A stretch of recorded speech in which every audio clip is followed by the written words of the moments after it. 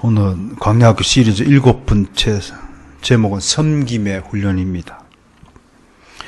모든 사람은 스스로 왕이 되고자 하죠. 그게 인간의 본능입니다. 왕이 되면 어떻게 해요? 마음대로 명령하고 이리 오너라 저리 오너라 자기 명령대로 되기를 꿈꾸죠.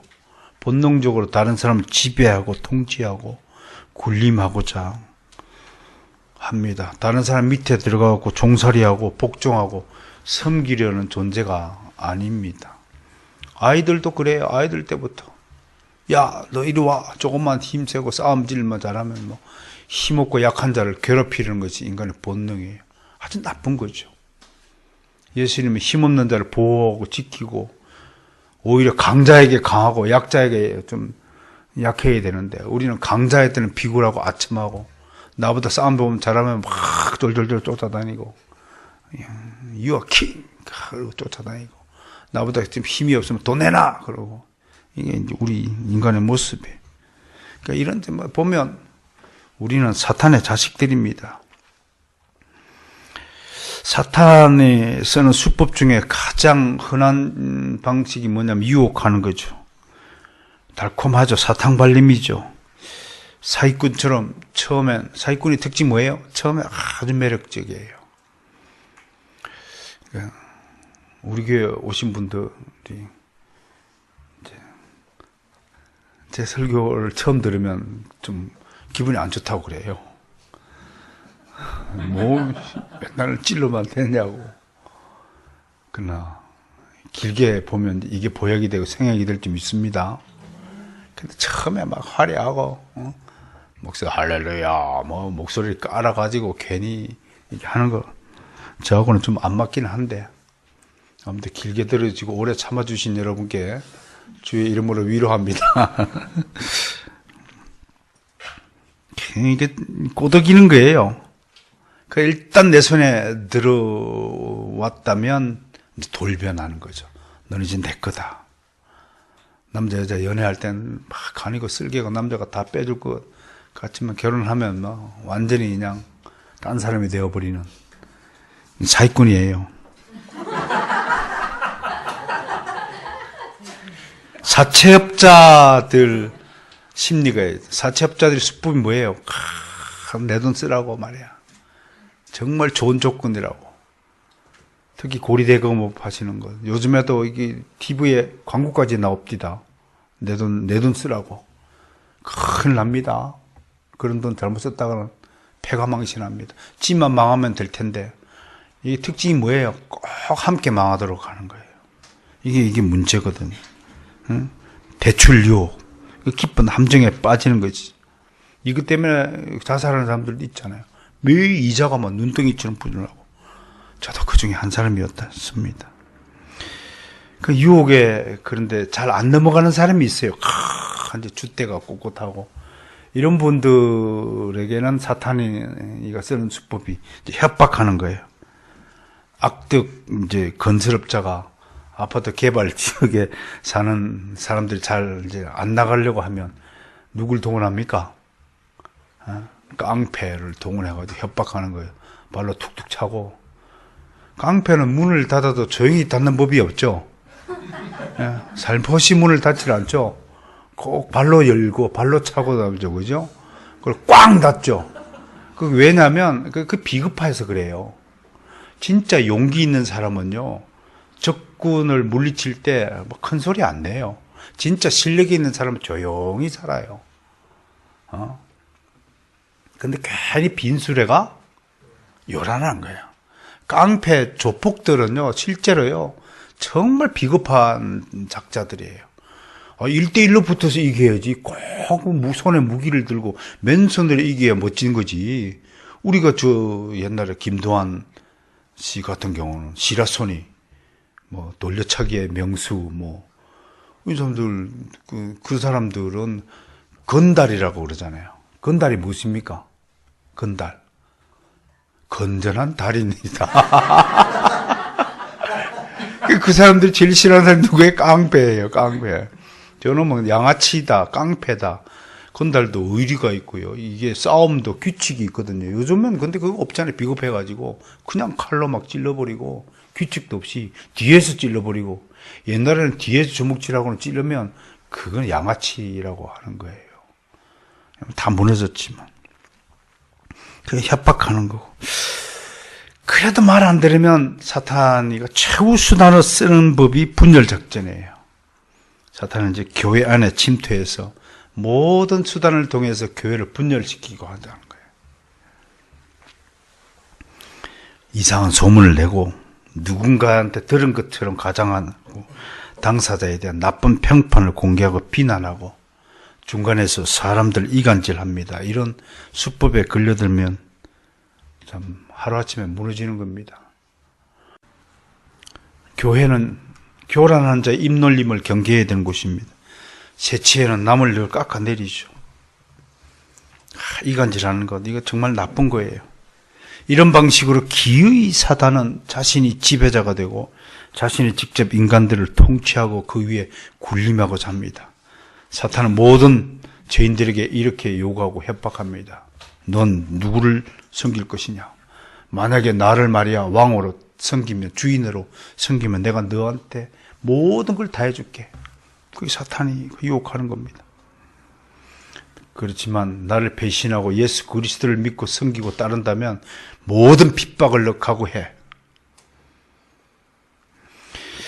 특히요, 주로 예수를 믿어볼까 하는 사람이나 예수를 믿고 교회 다니는 초신자들에게는 집중적으로 사탄이가 역사합니다. 주일날 교회 가려고 하면 온갖 방해가 일어납니다. 그게 사탄의 특징입니다. 야, 네 인생은 네 거야. 네가 주인이야. 네 자신을 사랑해. 너는 소중한 존재야. 이런 소리가 현대사회의 특징이죠. 이 세상 부모들은 그렇게 키우죠. 자기 자식을. 네가 최고야. 너는 세상에 하나밖에 없는 존재야. 넌 천하보다도 귀한 존재야. 누구한테도 네가 누구를 섬겨. 사탄은요, 그리스도에게 뺏기지 않으려고 그렇게 교란작차합니다. 방해하죠. 결국은 신앙의 문제는요, 누구를 주인으로 섬길 것인가 하는 문제입니다. 누구를 경배할 것인가 하는 문제입니다. 신앙을 적극적으로 권장하고 장려하는 사람보다도 신앙생활을 하지 못하도록 방해하는 사람이 100배나 더 많다는 사실을 기억하고 사셔야 됩니다. 주변에 길거리에 물어볼까요? 예수 그리스도 믿으십시오. 그 말을 믿고 따르는 사람이 많은지, 예수를 내가 왜 믿어? 하는 사람이 많은지 봅시다. 예수님이 신앙의 문을 좁은 문이라고 그랬습니다. 천국 가는 사람들은 극히 소수일 것이라고 이미 예언했습니다. 왜 천국 못 가요? 아니, 예수님이 누구신데요? 하나님이 나를 만드셨다고요? 그걸 믿어야 천국 가는 거 아닙니까? 결과적으로. 그런데 모든 인간은, 타락한 죄인은 자꾸 내가 내 인생의 주인이요, 중심이라고 생각하고 내 맘대로 살려고 하는 거죠. 그게 죄인의 특징이에요. 내 맘대로 사는 것. 하나님이 정해준 규칙을 위반하고, 신앙의 절대 계명이 뭡니까? 십계명이죠. 그래서 우리 아이들에게 세례받기 전에 십계명 외우라고 하는 겁니다. 십계명대로 살아야 해요. 그리고 우리 믿음을 신앙 고백하면서 살아야 해요. 그리고 우리의 믿음대로 그대로 실천하며 살아야 돼요. 신행일치가 중요한 거죠. 저도 목사이지만 사실은 제 자신을 생각해 볼 때 나는 과연 내가 설교한 대로 내가 살고 있는가?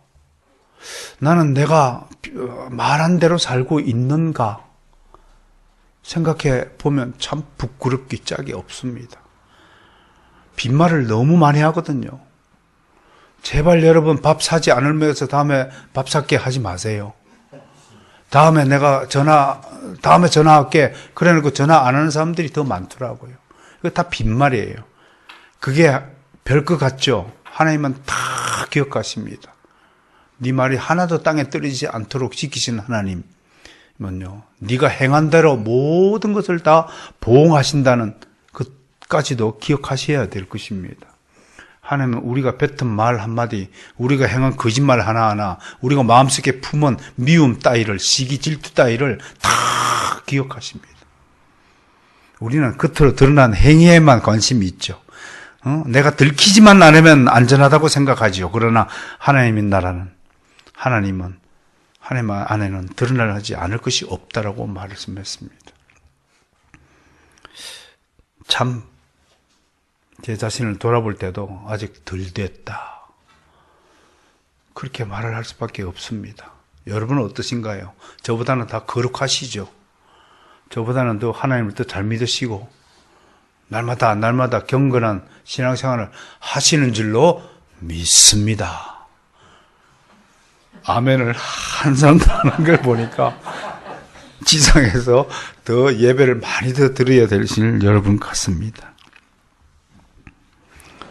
사단에 비해서 예수님은 모든 걸 통치하고 모든 것 위에 군림할 수 있는 하나님이시면서 오히려 자신을 비워 종의 형체를 띠고 이 땅에 오신 분이십니다.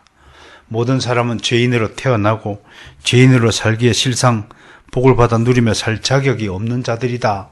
저는 그렇게 생각합니다. 모두 지옥불에 떨어져서 모든 사람이 다 감옥에 가야 됩니다. 그런데 나같이 더럽고 추악하고 부패한 자를 구하기 위해서 예수님이 오신 것입니다. 나같이 사악한 자 발을 씻겨주시고, 나같이 입만 열면 거짓말하고 약속을 어기고 남을 헐뜯는 자를 사랑한다고 말해주시고,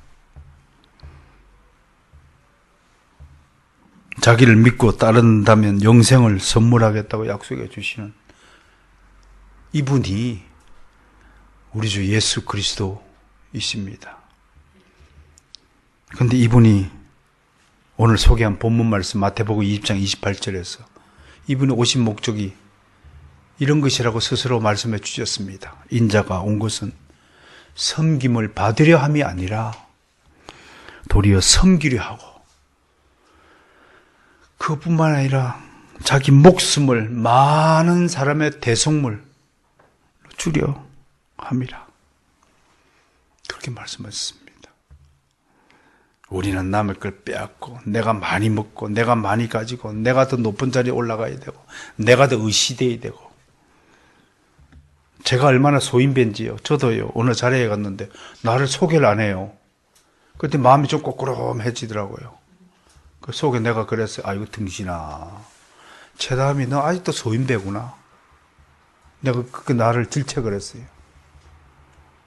아, 이 정도 됐으면 나 같은 사람이 행사장 가면 나를 깜빡하고 소개를 안 한 거죠, 그분은. 그런데 그 소개를 안 하니까 마음이 꼬꾸라미지더라니까요. 이런 소인배 같은 놈, 그놈이 내 안에 있어요. 그 못된 놈이요. 남보다 잘나 빠지려고 하는 그 못된 놈이 여기 있어요. 여기 요 안에. 여러분 보이죠? 안 보여요? 요 놈이 잘난 척 하려고 하는, 얼마나 소인배입니까? 아니요. 저는 죽어야 하고요. 내가 죽음으로 내 옆에 사람이 산다면 그것이 그리스도인입니다. 하늘의 미랄이 땅에 떨어진 것만 중요한 것이 아니라 떨어져 죽어야 산다라고 하는 것입니다. 옆 사람한테 인사합시다. 내가 죽고 당신이 살아야 합니다. 시작.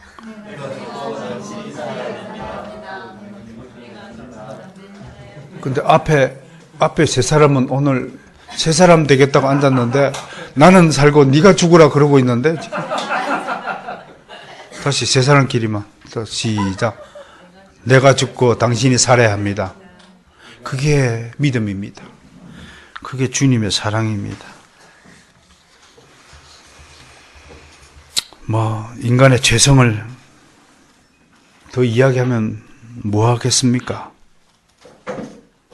심지어 예수님의 제자들도 지들이 서로 좋은 자리 차지하겠다고 싸움박질 하는 장면이 있었잖아요.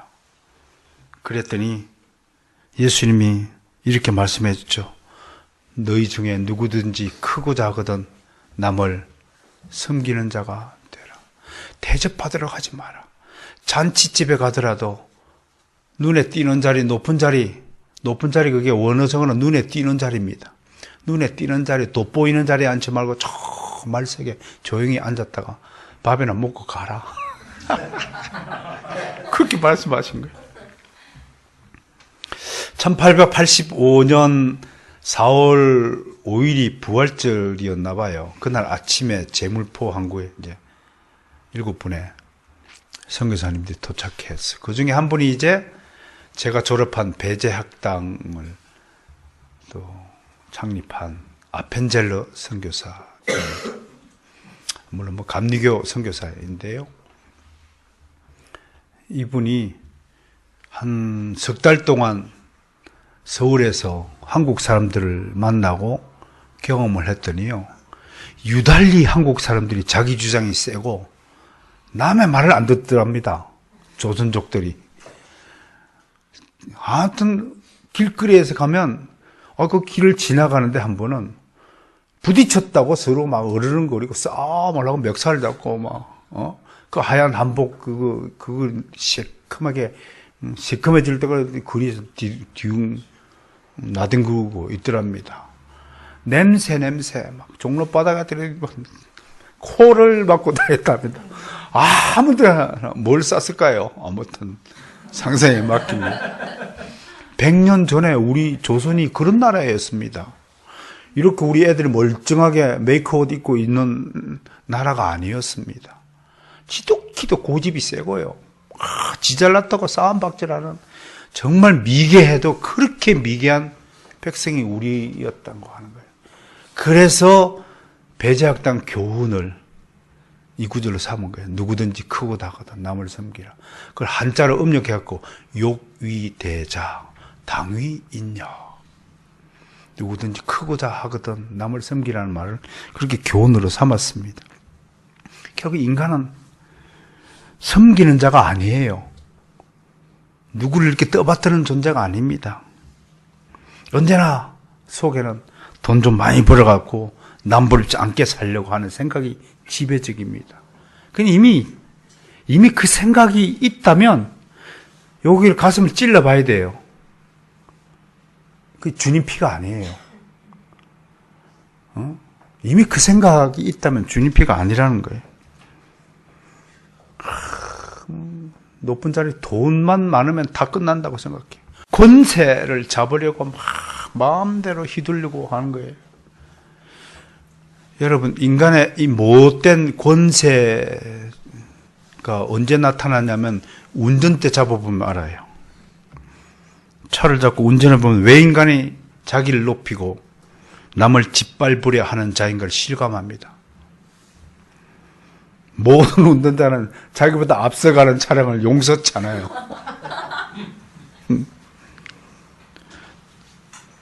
자기 앞을 가로막거나 추월한 거 싫어합니다.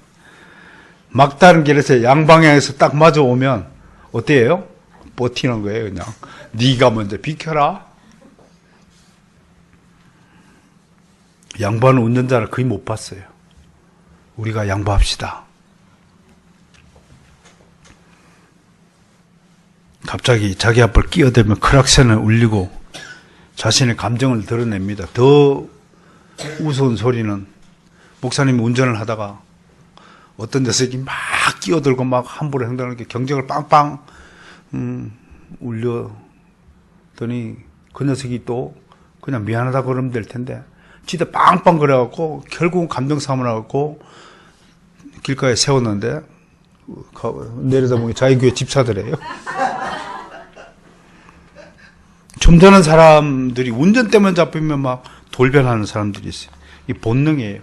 이걸 뭐 심리학에서 무슨 본능이라 하냐면 지배 본능이라고 그래요. 이게 부부 관계도 있어요. 서로 뭐 기싸움 하는 거예요. 부부 사람 기싸움을 하는 게 결혼하다 보면 네가 지냐 내가 여기서 밀리면 평생 밀린다. 내가 안 밀려 그래. 요즘에 이제 한국 사회에서 걱정하는 것이 대부분의 아이들이 각 가정에서 이런 교육을 받고 자란다는 거예요. 옛날에는 남을 때리고 들으면 데리고 가가지고 저희 애가 잘못했습니다. 그 다른 부모에서 우리 애를 회초리를 치고 이랬는데 요즘에는 뭐 어디 가서 맞고 들어기만 해봐 등신아. 내가 벌금 다 물어줄 테니까 절대로 맞지만 네가 때리고 와. 이렇게 가르친다는 거예요. 이게 망나니 사회입니다. 이게 갈 때까지 간 사회입니다. 자식을 이렇게 키우면 살인자들만 키우는 거예요. 하나님은 분명히요, 이런 교육을 시킨 사람들이 책임을 물으실 것이라고 저는 확신합니다. 그래서 우리 자녀 교육이 굉장히 중요하다고 하는 것입니다. 대한민국 곳곳에서 사람들이 뒤엉켜서 싸우고 있지 않습니까? 정상적인 행동을 볼 수 없는 지경에 이르렀습니다. 도덕과 윤리 운운하면 코웃음 치고 조롱합니다. 당신이 뭔데 남의 간섭하냐고 그러고 어른 사이가 없잖아요. 목사들의 권위는 갈수록 땅에 떨어지고 있죠. 조금 뭐 말이라도 하면 설교하지 마세요, 목사님. 설교를 안 들으려고 그래요. 그 얘기는 뭔가요? 하나님의 말씀은 자기 인생에 필요 없다고 하는 건방진 소리입니다. 하나님 말씀 안 들으면 지옥 가겠다는 뜻이죠. 눈을 부라리고 늙은 사람이 좀 개입하면 늙어 주책 부리지 말라고 하고 지금 시대가 어느 시대인데 나이 따져요? 과연 이런 망나니들을 누가 생산하고 있는지 안타깝습니다. 결론적으로 인간의 타락성은 시대를 불문하고요. 전혀 나아진 게 없습니다. 문명의 이기들은 발전했죠. 날이 추우니까 저런 온풍기가 있어서 공기를 데워주니까 춥지 않게 만들고 옷도 좋은 옷 만들어서 핸드폰 뭐 들고 다니면서 다 검색하고 얼마나 좋은 세상입니까? 그런데 왜 인간은 하나도 나아진 게 없을까요? 오히려 가면 갈수록 더 망나니들만 나타나고 많은 것일까요? 예의 범절은 쌈을 싸먹고 애들이 건방지게 벌써부터 어른 흉내를 내고 지 맘대로 살려고 하고 그런 사회가 되었을까요? 이런 현실을 보고 과연 교회는 안전할까? 대한민국은 둘째치고 이 대한민국 땅에 이제 교회가 안전하게 주일날 모여서 예배 드릴 수 있을까? 교회는 여러 가지로 위기 상황입니다.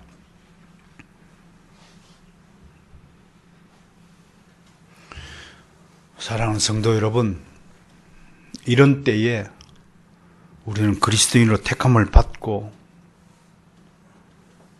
하나님의 자녀로 살고 있습니다. 새 사람이 되었다는 것은 새로운 삶을 살아야 한다는 뜻입니다. 새로운 삶, 새로운 인생은 이제는 나를 위한 삶이 아니라 하나님과 나의 이웃을 위한 삶이라고 선언하는 것입니다. 우리 새아이가 지금까지는 자기 하고 싶은 대로 살았고 자기 놀고 싶은 대로 놀고 자기 땡깡 부리면 자기 성질 부릴 대로 부리며 살았지만 이제 오늘 세례를 받은 이후부터는 그런 삶의 방식을 폐기 처분해야 한다는 것입니다. 결국은 하나님을 사랑하고 내 이웃을 내 몸같이 사랑하는 인생이 시작되는 것입니다. 그 사랑을 한마디로 얘기하면 전 섬기는 것이다 라고 말하고 싶습니다. 섬김이 없으면 사랑도 없습니다. 사랑한다면서 섬기지 않고 내 식대로 따라와 내 말만 들어 라고 한다면 거짓 사랑이요 입으로만 떠드는 사랑일 것입니다. 그리스도인은 사랑을 위해 일생을 바쳐야 합니다. 그러면 이 사랑을 목적을 이루기 위해서 그리스도인이 이제 남은 인생을 남을 섬기면서 살아야 합니다. 그런데 어떻게 섬겨야 하는 것입니까? 라고 말씀을 나누겠습니다. 첫 번째, 자기 손과 발을 움직여야 합니다. 모세는 왕자로서 살 때는 섬김이 무엇인지 몰랐습니다. 자신에게 필요한 모든 것은 시중드는 사람들에 의해 준비되고 주어졌습니다. 그러나 사정이 달라졌어요.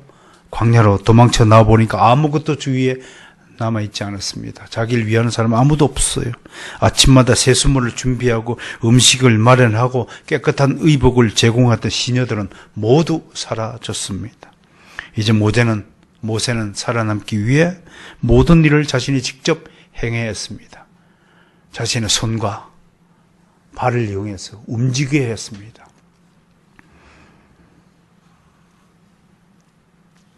더러운 옷도 자신이 직접 빨래를 해야 했습니다. 그러므로 남을 섬기는 사람은 무엇보다도 자신의 손발을 부지런히 움직여야 합니다.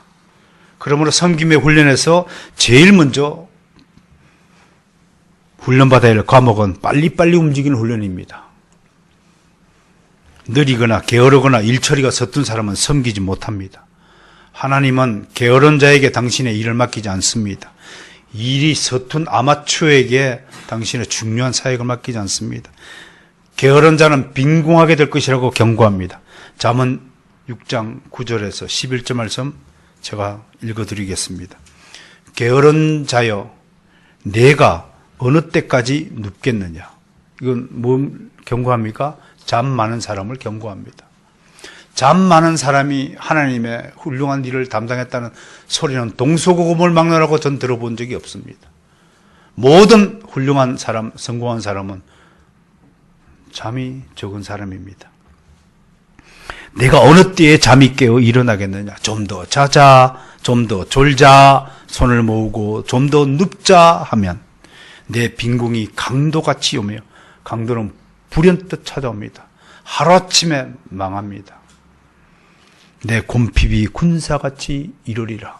모든 사람이 덤벼들어서 내 것을 다 뺏어간다고 경고하고 있습니다. 하나님 나라는 게으른 사람 없습니다. 아침에 좀 힘이 들더라도 벌떡벌떡 좀 일어나세요.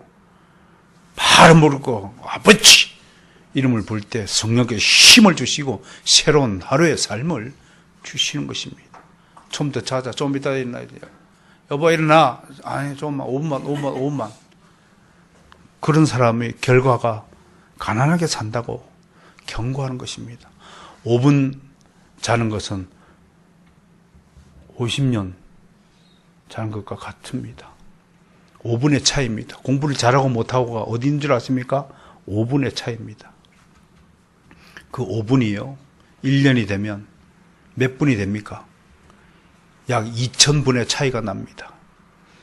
2000분을 공부를 더 한 학생과 2000분을 공부를 더 소홀히 학생의 차이가 인류대학과 하류대학을 결정하는 것입니다. 두 번째 우리가 섬기기 위해서 해야 될 것은 모든 일을 정확하게 처리하는 능력을 길러야 합니다. 일을 하면서 제일 위험한 부류는 대충 일을 처리하는 사람입니다. 성급하게 일을 하거나 오랜 시간이 걸리는 일을 하기 싫어서 빨리빨리 끝내려는 시도들은 모든 일 처리를 허술하게 만듭니다. 이세가는 8번째 아들인 다윗은 형들과 달리 어릴 때부터 양치는 일을 도맡으면서 양무리를 정확히 관리하는 기술을 어릴 때부터 터득했습니다. 특히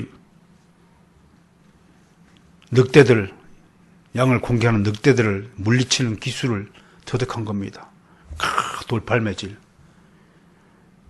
탁 던지면 늑대의 이마에 맞춰 깨갱. 그래서 양물을 보호하는 것입니다. 시편 78편 72절에 다윗이 이렇게 고백합니다. 이에 그가 그 마음에 성실함을 기르고 그 손에 공교함으로 백성을 지도했다. 공교함, skillful hands, 영어로 아주 손기술이 뛰어난 사람입니다. 우리 고집사님 탁 만지면 맥가이버 손이 탁 이렇게 꽂힌 그런 손이 되어야 되는 것입니다. 이 손으로 탁 쓰면 말이에요. 멋들어진 글이 나오고 아무튼 공개한 손이 되어야 됩니다. 손이 게으르면 안 되는 겁니다. 평생에 가서 금쪽 같은 내 손 그래가지고 물 한 번 묻히지 않는 자는 다 지옥 갑니다. 그러니까 부러워하지 마십시오. 집안마다 그런 며느리들 있더라고요. 내가 봤어요. 어마 동서는 참 요리를 잘하네. 그리고 뒤에서 그렇게 이간질하고 지는 손안도 다 발장 끼고 앉아있는 사람 무조건 지옥 갑니다. 섬기는 데는 섬세해야 합니다. 하나님은 섬세하신 분이죠. 우리 머리카락 수까지 다 헤아린 바 된다고 했습니다. 우리 마음에 숨겨진 생각과 뜻까지 다 간파하고 계십니다. 여러분들이 지금 무슨 생각하는지 기록 안 될 것 같죠? 하나님 나라는 모든 것이 다 녹음되고 기록됩니다. 그걸 믿으셔야 됩니다. 그런 점에서 하나님은 무서운 분이십니다. 엉뚱한 생각을 하시는 자들이요, 지금 이 순간 빨리 하늘 보좌 상상하시고 그 위에 앉으신 하나님의 위엄하심 앞에 무릎을 꿇으시길 바랍니다.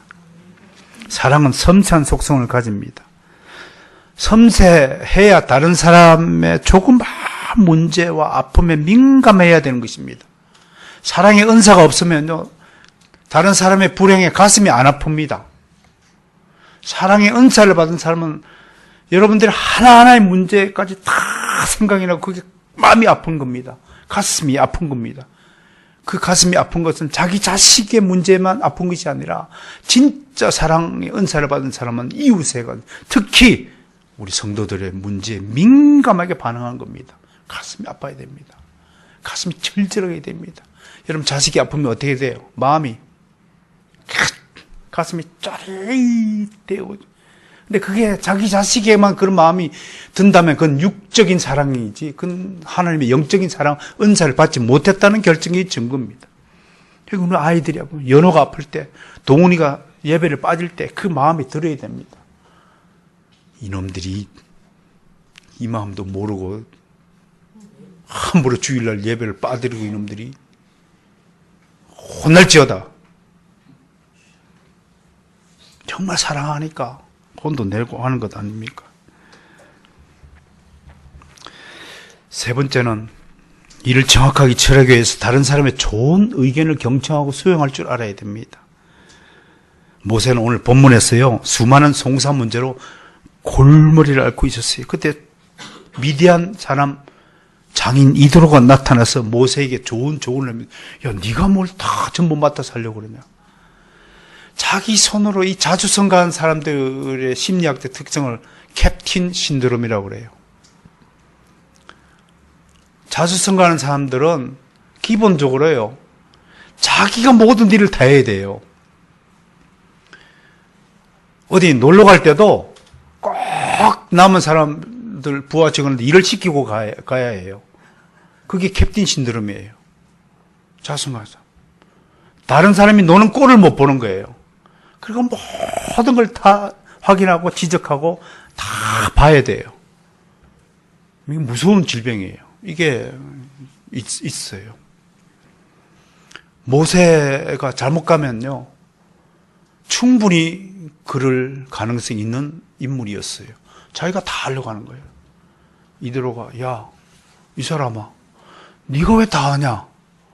쪼개라 하는 거예요.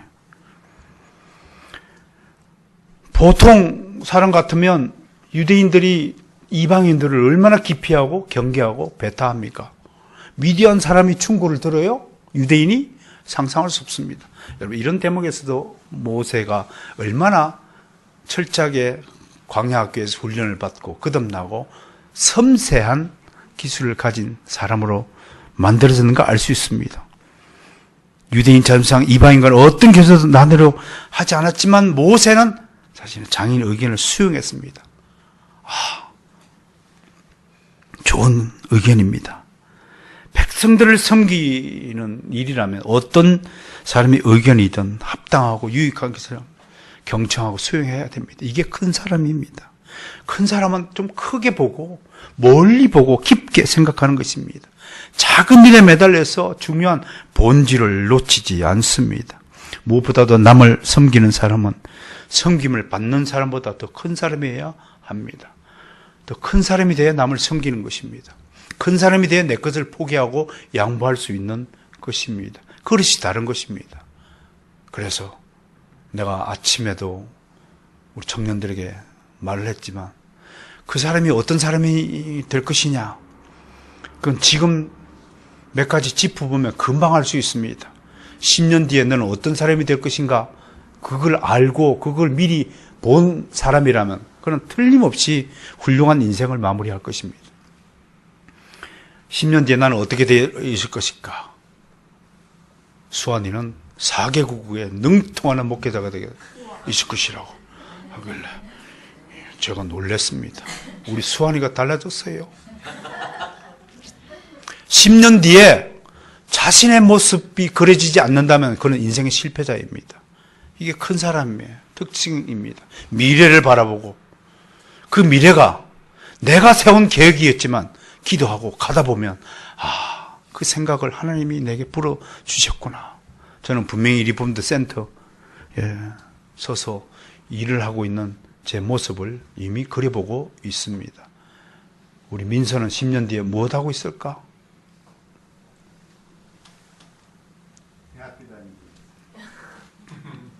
합격증 들고 목사님하고 쫓아오는 저 다른 박처럼 민서의 얼굴이, 모습이 그려지지 않습니까?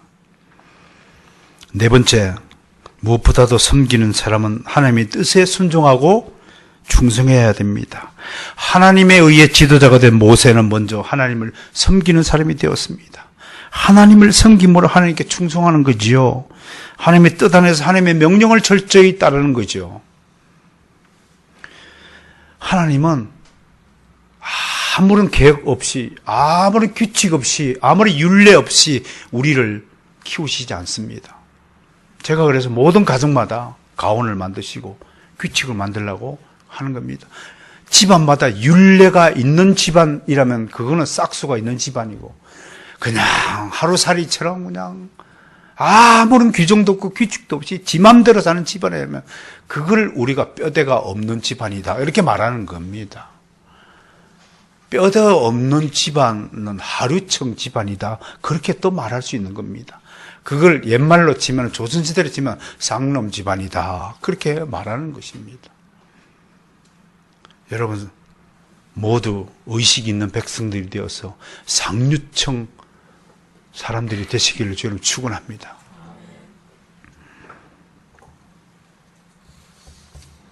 마지막으로 섬기는 사람은 늘 기도하고 말씀 안에서 살아야 할 것입니다. 그리스도인의 삶은 섬김의 삶입니다. 이 섬김은 지상에서 가장 가치 있는 사역입니다. 섬기는 것보다도 위대한 사역은 없습니다. 이 섬김과 봉사와 헌신과 충성은 세상 사람들과의 것과는 차원이 다른 것입니다. 세상 사람들도 좋은 양심 가지고 좋은 일 하는 사람들이 많이 있지만요, 속내를 들여다보면 결국은요, 좋은 평판, 좋은 명성, 좋은 일을 통한 자기 만족에 있습니다. 그러나 그리스도의 섬김은 다른 것입니다. 그리스도인은 죽기 위해 섬기는 것입니다. 내가 죽고 네가 살기 위해 섬기는 것입니다. 이런 섬김은 절대적으로 인간적인 노력만으로는 불가능합니다. 인간적으로는 늘 같은 속도로 같은 정도로 섬기지 못합니다. 성령께서 함께 해 주셔야 이런 섬김이 가능한 것입니다. 성령의 사람만이 변치 않고 꾸준하게, 그리고 열심히, 그리고 정말 순도 높은 그런 충성으로 하나님을 섬기고 이웃을 사랑하는 것입니다. 그러므로 우리의 최고의 섬김은 무엇일까? 그것을 로마서 12장 1절 말씀을 소개하면서 이것이야말로 이 땅에서 하나님의 자녀로서 예수 그리스도를 믿는 그리스도의 제자로서 가장 최고의 섬김의 모델이 아닐까? 그게 뭡니까? 너희 몸을 하나님의 기뻐하시는 거룩한 산 제물로 드리라. 몸을 드리라? 무슨 말일까요? 사륵스를 드리라? 그 얘기는요, 육체의 이런 현저하니 곧 음행과 우상 숭배와 술수와 술 취함과 방탕함과 또 그와 같은 것이라 등등. 여러분 너무 잘 아실 것입니다. 갈라디아서를 통해서, 에베소서를 통해서, 로마서를 통해서 육체의 일이 얼마나 현저한 일인지, 얼마나 하나님을 방해하고 하나님을 괴롭히는 일인지 잘 아실 것입니다. 그 육체를 드리라는 겁니다. 하나님께. 그러면 뭐만 남아야 한다는 뜻입니까? 진짜 예배가 뭐라고요? 너희 육체의 일을 하나님께 나와가 다 드리라는 겁니다. 하나님이 다 받으시고 우리를 새롭게 하시는 겁니다. 우리를 영적인 존재로 만들어 주시는 것입니다. 그러기 위해서는 육체의 일을 폐하는 것입니다. 육체의 일을 폐하는 것이 최고의 섬김이라고 오늘 말씀하시는 것입니다. 그 육체의 버리는 것, 그것이 하나님 앞에 로기케 라토레이아 합당한 예배가 된다. 이거 reasonable service라고 영어로 번역했는데, 이성 있는 합리적인 합당한 그런 뜻으로 번역이 될 것입니다. 저는 이런 예배를 드리는 사람이 가장 최고의 섬기는 자라고 말씀하고 싶습니다. 여러분 자신을 하나님께 드리십시오. 그것이 최고의 섬김입니다. 그것이 하나님을 최고로 잘 섬기는 것이다 라고 하나님이 인정해 준다는 것입니다.